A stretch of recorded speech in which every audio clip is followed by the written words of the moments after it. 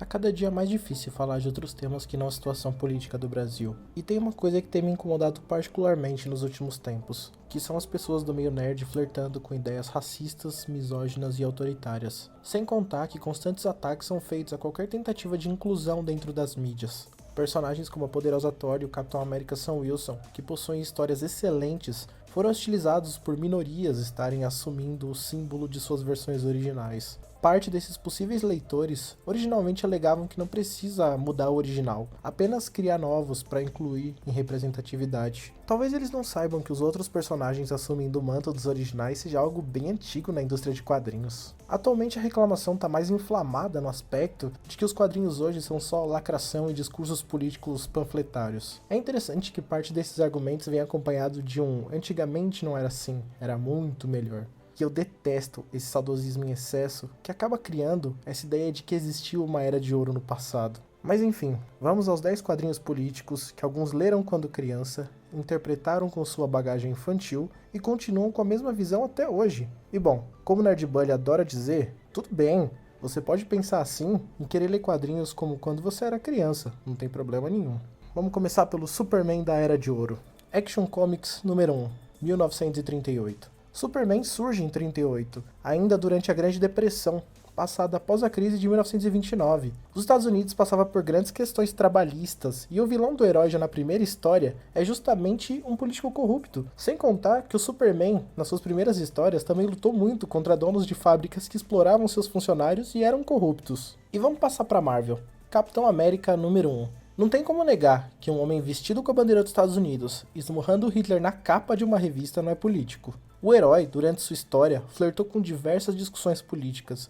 Inclusive temos um vídeo recente sobre o tema relacionado com o caso que aconteceu com George Floyd. E passando para a Era de Prata dos quadrinhos, X-Men número 1, de 1963. Uma minoria lutando pelos seus direitos. Dois líderes dessas minorias disputando o modo de conquistá-los. Pela conciliação, Professor Xavier, ou pela violência, Magneto. Talvez o fã de X-Men que discrimina alguém precisa ler de novo as revistas desde 63, não acha? E partindo para a Era de Bronze, temos Arqueiro Verde e Lanterna Verde, de Dennis O'Neil e Neil Adams. Fizemos um vídeo recentemente sobre a triste perda do O'Neil, que vai estar na descrição desse vídeo aqui. Mas antes de nos deixar, O'Neil fez uma contribuição que discute muito direitos civis dentro dos quadrinhos. Questões como moradia, racismo são discutidas logo nas primeiras edições dessa revista, que é uma das mais politizadas e interessantes da Era de Bronze. E agora na Era de Ferro temos o Batman do Frank Miller, o Cavaleiro das Trevas. É um personagem poderoso, inclusive conquistando uma gangue de jovens brutais que agora partem a agredir criminosos nas ruas. Eles são agora seguidores do Batman e parecem até uma seita. Batman inclusive grita que hoje ele é a lei.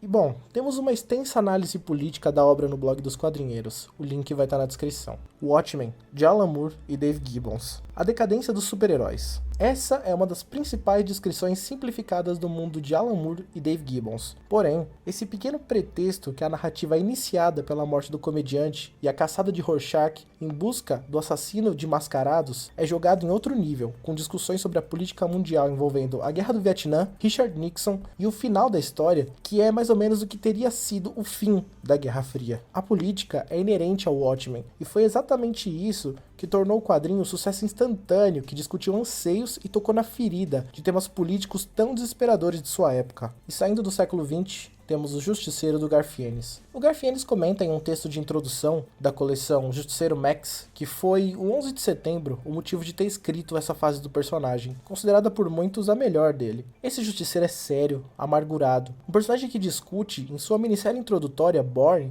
a Guerra do Vietnã e seu amargurado fim, nesse ponto criando inclusive um paralelo com o Capitão América. Enquanto o Sentinela da Liberdade possui um final heróico e glorioso da guerra, Frank Castle voltou destruído e derrotado.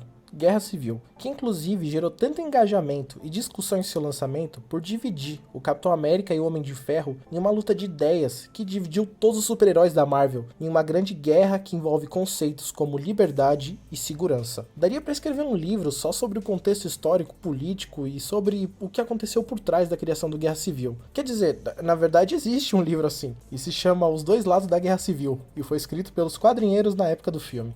Planeta Hulk. O Hulk precisava estar fora da Guerra Civil, E em uma história, ele foi enviado para fora do planeta para que não participasse dessa guerra que ele iria com certeza desbalancear. E felizmente, Greg Pak, formado em ciência política pela Universidade de Yale, foi o escolhido para escrever a história e transformar o personagem em uma espécie de Espartaco. O Hulk, depois de escravizado, obrigado a lutar e ver diversas tragédias, consegue, com uma ajuda do surfista prateado, derrubar o rei escravagista e inicia um modo mais justo de governar. Em Sakaar só faltava diálogo e uma política menos agressiva e opressora, para criar um lugar de bem-estar e harmonia para a população. Para finalizar, eu queria falar rapidinho de uma história da Vertigo.